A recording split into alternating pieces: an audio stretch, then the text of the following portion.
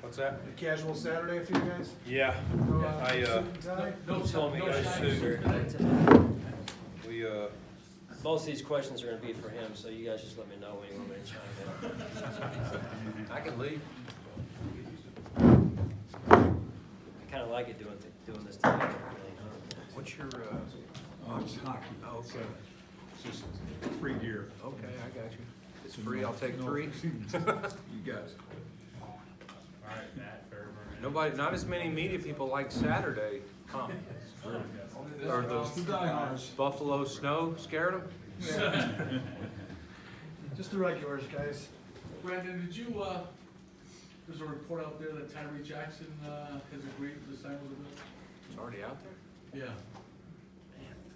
Good news travels fast. I guess. Yeah, we're still working on it. It's not finalized, but we do have an agreement in place. You know, get him in here and have to pass a physical and all that stuff. But yes, we're excited to have Tyree if it all works out. Beyond, I was gonna say, beyond it being, a local guy and giving them the chance to stay local, but what's the football thought behind it in terms of your analysis of him? Well, the first thing you look at is the size, and I truly thought he would be drafted. You know, he was on our draft board to be drafted. I'm surprised, you know, and you saw his name still sitting there late in the 7th, and you start going, man, if this kid doesn't get drafted, we're gonna have to go after him, and we did. But he's got a strong arm, and he's got some mobility. You know, I think he's shown improvement through the year and played at the Senior Bowl. It wasn't too big for him, and I think he's still an ascending player that I know he's worked on some mechanics with Jordan Palmer. I talked to Jordan for a while here at his pro day, and it was just asking him what some of the things he was working with him on. I don't want to get into all of it, but he thought he was heading in the right direction. Josh was been around him out there. I asked Josh about him when I saw him, and really likes him.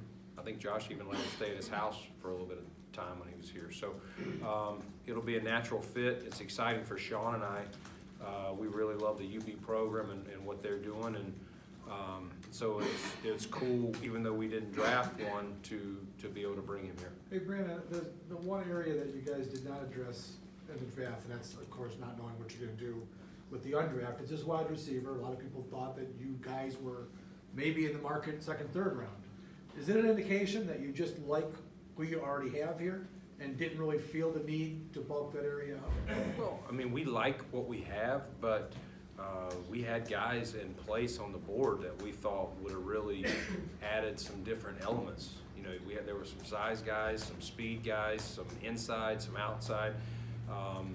But again, we just follow the board. We set the board up and we follow it and just try and draft good football players. And there were some times, there were some receivers there, just like there were other positions. You're going, God, I like that guy. I think he can help us. But I just didn't want to reach. And so we truly, Derek's in there, he sits there and watches. We follow the board, and it just didn't work out to take a receiver. Brandon, or Sean, Daryl Johnson, how do you envision him? Where do you envision playing him? You can keep going. Yeah, I mean, he defensive end would be here. We just think he's, you know, we spent some. Our coach Bill Churling spent some time with him and one of our scouts, and that's a lower level program. So sometimes those guys are still developing, but by all accounts, great young man. I've not been able to spend any time with him, nor has Sean, but everybody speaks very highly of him. You see a guy on tape that shows athletic ability and a skill set you can tell he's playing above most of the people he's playing against. Still very raw, but we like the skill set and look forward to getting him in here and work with kind of like a new piece of clay. Is it impressive? He told us he's already added 20 pounds since he last played, and says he might be able to add 10 more if you need him. What does that show about him? Yeah, I mean, you know, these guys that don't play at the big time programs don't have the same nutrition plans, and you see that with guys, and we take that into account, and we try and look at guys. That's one of the things we do is we body type them. Does this guy look like he can add, you know, good muscle? And so We did feel like this is a guy that's still young, still filling out, and we'll get him up here and we'll get him with our sports performance people, and you want to add good weight, and so I can't tell you if that 20 pounds is good weight or not, but look forward to getting him up here. Brandon, we asked you before during the Senior Bowl and the Combine about entering a draft without the quarterback need like you did last year, and talked about sleeping better at night, all that. All right, now that you've been through the draft, what was it like to go about making these picks and the moves you made, knowing you had Josh in place? Yeah, I mean, I believe in the philosophy of really spending a lot of time and getting the board set. And it's not just me and the scouts. We get it set to where we think we give the coaches areas and guys that we want them to focus on, and then we bring them in, and we want to hear what they see. And again, the things that we see eye to eye on, if Sean and his staff see it the same way we do, perfect. We see this guy, we got him. The ones we don't, we continue to try and get that figured out. And again, we're not going to agree on every guy, but we try and get it so that when that board is set, when we started on Thursday, I'm not going, well, Sean, do you like this guy better than this guy? We just kind of follow the board as it goes down. So it was easier coming in knowing we weren't having to start from 21, 22 to try and go up and get, Josh, who we eventually did. This year we stayed patient and got Ed, and then we were very excited in the second round to get Cody. And as a follow-up, is it, some advantage, you brought up staying patient and having Ed come to you, where two teams that were desperate for quarterbacks picking in the top 6 got 2 of them, and ultimately that helped push a guy you wanted to you. It did. Like I said, in the mock scenarios we did, any of the scenarios we did where only one quarterback went, which was Kyler, it wasn't as favorable for us. And so in those scenarios, we were talking about potentially if certain guys were all gone, that we would want to move back. Fortunately, we had some teams that we could have moved back with that wanted that pick. I think I mentioned that the other day, Vic, that people didn't know what Denver was doing, whether they were going to jump in the quarterback. So, the linebacker that Pittsburgh traded up, some people were after. So I felt we were in a good spot if we didn't get an Ed Oliver type to move back and accumulate the picks. Hey, Sean, you look lonely, son. Thanks, Sal. Appreciate it. I was about to bring him some water. I know, really. I think it's water up here. Vishawn Joseph, you watch that kid just watching his highlights. He looks like a safety, the way he's built and the way he moves. What are you envisioning? It's probably going to be a little for you, but what do you see from him? Yeah, we'll see when we get here, but right now where we are on Boshan is that he'll come in and play one of the outside positions, whether it's Sam or Will, and then first and foremost try and learn our system and from a line of scrimmage standpoint, but the special teams piece of it too would be critical, in particular in the first year. It looked like just again watching just highlights, instincts seemed to jump out. It looked like he really knew like when to shoot a gap or when to blitz. Is that what you guys saw? And one of the things maybe you liked about him? Yeah, I would say he plays a free style of football that's rugged, it's physical, it's nasty, and so that's to me what jumps off the tape is he pulls the trigger and then just plays a physical brand of football. Same with Johnson, right? The next guy. They kind of stick their nose in there, fly around a little bit. Yeah, they're a little bit different, but yeah, it's as Brandon kind of hit it. Spent a lot of time talking about Johnson. He's a good player with some upside, and didn't play at a level that most people get a chance to play at there with the top level of talent in terms of the competition. But we hope his best football is ahead of him. As much as I think a lot of people expect Cody and Ed to have an immediate impact, which makes sense based on where they were taken, when you have guys like Singletary or Joseph or Dawson, who maybe outside observers might not see an immediate role or impact for, just the importance of getting them in the pipeline and kind of sitting behind guys who, in the not too distant future, they may be succeeding. Just Right, no, having that base in there. Yeah, I mean, listen, we're at a time of year where there's a lot of teams that feel like they've significantly improved their football team, and I would say that, you know, I feel good about what we've done, but this is also a time of year where people make these, you know, hey, we've arrived, we've got this, you know, great team, and we make these projections and guarantees, and you see some of that out there already, whether it's from whatever the source is, and I would just say, look, we're putting a team together, and sometimes it's hard to see, and maybe in some of those cases, how that piece fits right now, and that'll work itself out over time, and that's part of what the competition piece of that is, and how that comes into play. And so, you know, I've said before, we've got a lot of work to do. There's been some good players added in our division, and I think those teams probably feel like they've improved their football team as well. So we certainly have our work cut out for us here, and that's where our focus is, and we do look forward to getting these players in,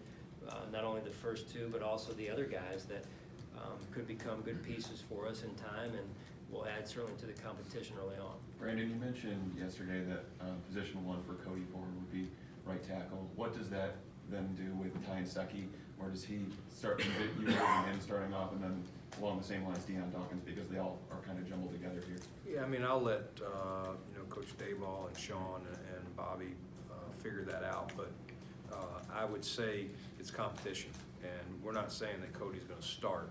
I'm not saying he's running out with the ones at right tackle. He may start it as the twos. I'll let those guys decide. But the thing about Ty is we do think he can play both. You know, I wouldn't put Cody at left, but so I think versatility there with Deion at left, Cody at right, and Ty can play either one. And again, it'll be the best two tackles that we feel help us that'll start in September. Sean, in regards to the offensive line competition, just philosophically, how do you go about a competition when you have, as Brandon mentioned, those are three guys that can play tackle? You could argue one or more of them could play guard if they wanted. Some of these guards can play either spot, they can play center. How do you just go about dividing up reps, deciding who plays where, and at what point do you need to kind of pick a direction and go with it? Yeah, that's a great question, Matt. That is part of the challenge, right? So you want to give everyone a chance to compete and see what their best football looks like, but also at some point, you're right, we need to make a decision and go with it so that we can build the continuity that's so important, and the communication that goes with it, and the chemistry that you want one cohesive unit to have. And so that's a challenge, as we talked last night in the same room about when you add the turnover of the roster, that you don't have the continuity built up, right? And so that's now what we hope we can do moving forward, is not only this year, but in years ahead, where you look at, I mean, let's look, you know, over to New England, where they've been together 16 years, and so there's that continuity where you're able to adjust within a game, even if it wasn't in the game plan. That adjustment was done 2 years ago, and the guys can recall it, whether it's the coaching staff or the players. And so there's a real value in that continuity, and at some point for us, to your point, we have to find when that is, and then go with it in terms of building that continuity with the ones, or with the twos, or with the threes. But early on, it is important that we get a feel for who we have and what they do best. Brandon, I don't think we'll talk to you again before the deadline for the fifth-year option hits here in early May. I know you're just coming out of the draft, but have you made any decision in regards to that with Shaq Lawson? No, I told Sean we're just going to get through the draft, and we'll sit down this week. And I've talked to his agent. He understands our timeline, and very good communication with them. And we'll see where we're at, and we'll make a decision. Jaquan Johnson, he doesn't, you know, obviously a lot of guys this late don't have the huge measurables, but do you see him like being kind of courageous, plays maybe a little bigger than he measures? Yeah, I think the thing about Jaquan is he's not a great tester. He's not gonna jump out of the gym or run the fastest. But when you turn on the tape, you see a football player, and it's one of the things that, you know, Sean and I were talking about earlier. Sometimes there's guys when you're playing in t-shirts and shorts in May and June that really look good, and then there's others that don't. I don't know that he's going to stand out. I'm not saying he won't, But I think he'll stand out when you get 11 on 11 in pads. And then Cam Lewis, the UB cornerback, just tweeted out that he's got an agreement with the Bills. Can you want to say anything about that? I'll just say that we think he has some nickel ability, so if we're fortunate enough to add him to our team, then it'd be good to have him, another UB guy. We told you earlier, we love the UB program, and if we can find some fits here, we think that's a cool little stepping ground for them and for us. Brandon and/or Sean, now that we're just about through really all the team building there, you've only got about 7 or 8 roster spots you're gonna fill. Looking back to early February, when you began to lay the plan out, as you sit here today, do you feel like you've accomplished the steps that you were hoping to accomplish back in February, maybe? Like, again, you're not quite done, but you're almost done with building the team. Yeah, I mean, you lay out a plan and you have all sorts of players back to free agency that you're targeting in various positions, but it's very blurry because there's so many variables that go into adding those guys. The draft's a little easier, but yeah, I mean, I think Sean's alluded to it. We've added players that we feel are improvements to our roster, but it's not just accumulating talent, it's building a team. So we like what we've added. Now it's trying to build this thing and getting these guys in here. And now that we've added these rookies, it's a new group that we have to get to know what they do well, what they don't, what kind of people they are, any injuries. Sometimes you get guys in here and they got a nagging hammy or something going on. So still a long way to go. I think I'll have a better idea of how we look in about a month. And I would add, it's about the process of knowing your team, right? And you really don't have a good feel for who you've got or what your team, what your identity is, and how it takes its shape until probably the first quarter of the season, really. And that's probably true every year, just about. The cornerback position, I know you guys touched on the undrafted here. There's still those guys. You found Levi Wallace that way last year, but the fact you didn't draft anybody, does that speak to where you're comfortable with the health of EJ and Kevin, and even Taryn, Sean, and where they are right now? Yeah, I think, they're on schedule. They've done a nice job with their rehab. Our medical staff has done a tremendous job, and then the work that the players have put in being here and coming in at off times to get the rehab necessary to get themselves back to where they can compete. And so that process continues, and we'll continue to monitor them. But I feel like, with respect to Levi, EJ, and those guys, I feel like EJ was a good add for us, and he understands coming back to us now what we're all about, and so we look forward to working together again. Coach Take two more, please, two more. Brandon said yesterday, we knew our defense was here and our offense was here, there were deficiencies. With all that's kind of been added here, I know you said you got a lot to blend and a lot to put together, but do you at least feel like you have more viable options to make use of now, going forward on that side of the ball? Right, and that's the point. It really is that, this is our Brandon's second draft and my third draft, and getting the roster to the point where you feel like you can go out and play a game and you can minimize. We hope at this point we've minimized some of those holes that we feel like we had when we first got here, and continue to add good people to our building and build it the way we believe it should be built. Doesn't mean we've made all the right decisions, but we feel like we've taken steps forward in that direction. Chris, yes. Sean, you talked about the work you had ahead of you to put this team together, but now after all these additions, after the lows of last season, the highs of last season, all the additions, how excited are you at the potential now going into next season? Yeah, I'm not a big potential. I don't. If you get people that know me know, I don't like that word potential. That's not a favorite word of mine. At any rate, I think I know where you're coming from. I'm excited. Yeah, the bottom line is I'm excited. I'm excited to be to lead this football team. I'm excited to work with Brandon. I'm excited to work with the great team we have inside these walls, and to be a Buffalo Bill. I'm excited to to work with our players every day, our coaching staff, our scouts. We've got a great group of people and a great staff here. And so it's an exciting time to be a Buffalo Bill and a fan of the Buffalo Bills. I think people can feel the direction of this team and the direction of this organization moving in the right direction, and that means a lot to Brandon and myself, and it means a lot to our players. It really does. I think the players that we've brought in really start to feel and embrace what it means to play for this team and the fan base. Great. You Thank guys you, are- guys.